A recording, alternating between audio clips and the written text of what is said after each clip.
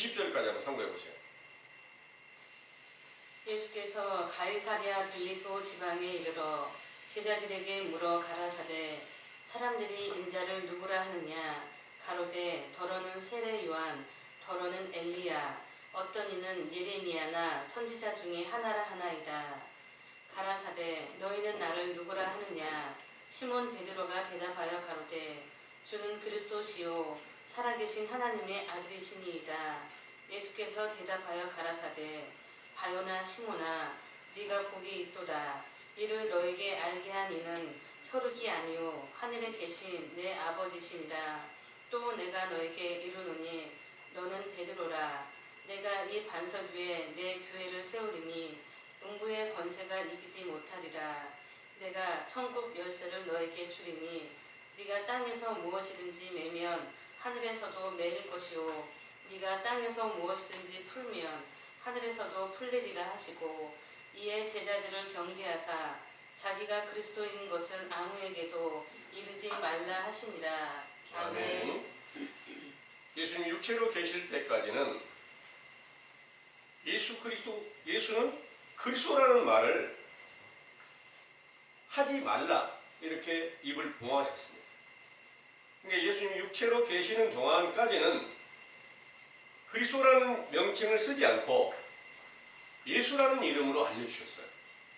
그리고 부활하신 후에 그리스도라는 명칭을 쓰셨는데 그리스도라는 낱말은 기름 부음이라는 뜻이에요. 기름 부음이 뭐냐? 신이라는 내용이에요. 신. 기름이 바로 성령이고 그 기름은 이제 성경에 여러 증거를 찾아서 짝을 맞춰보면 처음에 올리브유, 감람유가 있어요.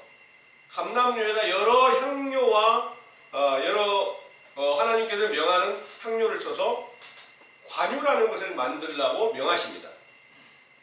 그런데 그 관유를 갖다가 부어주면 사람이 신이 그 안에 함께 들어가서 제사장 노릇을 하고 다른 사람에게 하나님의 복음을 전파하면서 죄를 사해주는 일을 맡겼어요.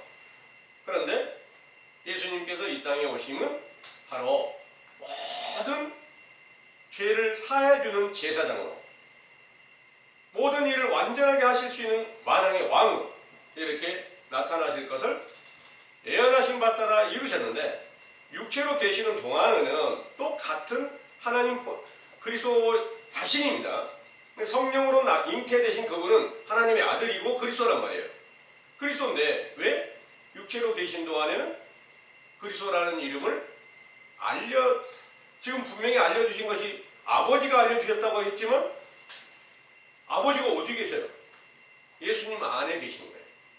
예수님이 육체로 계시는 동안에 모든 아버지의 말씀으로 전하시고 부활하신 후부터 아들로 인정돼가지고 그때부터 아들이 아버지와 함께 계셔서 아들의 말씀으로 전해주게 된 거예요. 그 아들의 능력을 나타내게 된 거고요. 그런데 여기에서 지금 말씀하신 내용은 아버지가 따로 계신 게 아니라 예수님이 육체로 계실 때 제자들에게 은연중에 이분은 구약의 선지자들이 예언에 따라서 그리스도가 메시아가 온다 하는 약속이 분명히 이렇게 이루신 분 맞구나 이렇게 알려주신 거예요. 그래서 너희들이 나를 누구라고 하느냐 물으니까 주는 그리스도시요 살아계신 하나님의 아들이시니다 하고 말씀하신 것을 크게 칭찬하고 내가 너에게 교회를 세울 것이고 천국 교회를 세울 것이고 천국의 열쇠를 줄 것이다 이렇게 약속하신 후에 그리스도라는 이름을 아무에게도 말하지 말라 이렇게 말씀하셨으니까 언제까지 말하지 말라는 것이냐? 예수님이 성령을 충만하게 주기 이전까지 말씀하지 말라는 거고 성령 충만함을 주셨을 때 나사렛 예수 그리스도의 이름으로 걸어라 하고 명령하셨는데 그때 그 이름을 불렀잖아요. 그 이전까지는 못 부르게 하고 그때부터 부르게 하셨다는 것을 정확하게 이제 믿으시고요. 이름을 오늘날도 성령으로 충만함을 받았다면 당연히 그 이름이 와 있고 그 이름이 나타났으면 그 이름으로 구하는 모든 것들이 반드시 성취함이 있어야지만이 그 이름이 영광이 되고 그 이름을 찬송하는 거고 노래하는 거고 이렇게 되는 거 맞죠? 네. 맞아요, 안 맞아요? 맞습니다. 네? 맞아요, 안 맞아요? 아멘. 네. 네. 그런데 그 이름을 오늘날 온 세상 교인들이 다 부르고 있어요. 그런데 그 이름으로 구하는 것이 성취가 안 되면 예수님이 거짓말쟁이에요. 약속 안 지켰으니까. 그런데 그분들이 말이 예수님 거짓말쟁이야 이렇게 말하면서 예수님의 이름으로 기도하고 있을까요? 그렇지 않아요. 아주 예수님은 위대하신 분으로 높여요. 그러면서 예수님의 이름으로 무엇을 구하든지 다 시행한단 말이에요. 시행되기 위해서 애써 노력을 하고 있어요. 그런데 외식하는 유대인들에게 이르신 말씀을 보면 로마서 2장을 한번 보겠습니다. 로마서 2장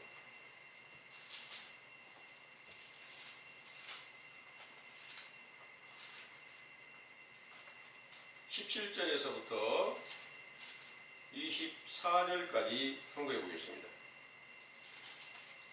유대인이라 칭하는 네가 율법을 의지하며 하나님을 자랑하며 율법의 교훈을 받아 하나님의 뜻을 알고 지극히 선한 것을 좋게 여기며 네가 율법에 있는 지식과 진리의 규모를 가진 자로서 소경의 길을 인도하는 자요 어두움에 있는 자의 빛이요 어리석은 자의 훈도요 어린아이의 선생이라고 스스로 믿으니 그러면 다른 사람을 가르치는 네가 너의 자신을 가르치지 아니하느냐 도적질 말라 반포하는 네가 도적질하느냐 간음하지 말라 말하는 네가 간음하느냐 우상을 가증히 여기는 네가 신사 물건을 도적질하느냐 율법을 자랑하는 네가 율법을 범함으로 하나님을 욕되게 하느냐 기록된 바와 같이 하나님의 이름이 너희로 인하여 이방인 중에서 모독을 받는도다. 아멘.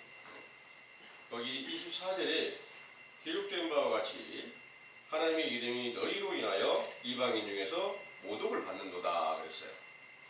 모독한다는 말은 어떤 말일까요? 최근에 우리나라 대통령이 있잖아요. 탄핵됐어요. 근데 탄핵하라 하고 계속 할 때 바로 그 이름 모독한 거 맞잖아요. 맞아요? 안 맞아요? 맞습니다. 예. 그런 것처럼 하나님의 이름을 모독한다 이렇게 말씀하셨는데 실제로 그 사람들이 지금 사람들이 탄핵하라고 하는 것처럼 예수님은 아무 능력 없어 탄핵시켜야 돼 이렇게 했을까요? 이런 건 아니잖아요. 예. 당연히 율법을 전하고 어떻게든지 그 율법대로 행하기 위해서 노력을 기울이고 교훈을 베풀고 그 교훈에 따라서 순종하려고 노력을 하는 거예요. 그런데 그들이 거기는 외식하는 유대인들이잖아요. 그 외식하는 유대인들만 그런 게 아니라 오늘날도 당연히 외식하는 유대인들과 똑같은 행위를 하는 사람들이 있을 것이 분명하겠죠. 외식하는 유대인 같은 행위를 하는 사람은 어떤 사람일까? 여기 말씀하신 대로 성경을 읽어. 그런데 그 계명이 무엇인지 확실하게 알아서 지키지도 못하고 자기는 다른 사람에게 가르침을 주고 성경을 읽어주고 교훈을 베풀지만 자기는 그걸 지키지 못해. 이 모든 일들이 오늘날까지 온 세계 교회 사도들의 이후 오늘날까지 세계 전체에 다 응하여져서 하나님은 전능하신 능력을 가지셨고 예수 그리스도의 이름은 천하 만민을 구원하시는 그 이름이다. 이렇게 부르면서도 그 이름은 자세히 살펴보면 그 이름을 계속 부르고 있으니까 그 이름은 아무 능력 없는 이름, 거짓말을 최고로 잘하는 이름, 이렇게 만들어버린 것이 오늘날의 교인들의 입에서 행하는 모든 일로 나타내고 있다는 것을 믿으시기 바랍니다. 아멘. 그러면 우리는 다른 사람일까요? 우리도 똑같이 그 자리에 머물러 있었고 그 신앙을 가질 수밖에 없었고 또 그 신앙을 갖지 않았다고 할지라도 그 자리에 다 머물러 있는 것과 똑같다는 그런 말씀입니다. 그래서 오늘날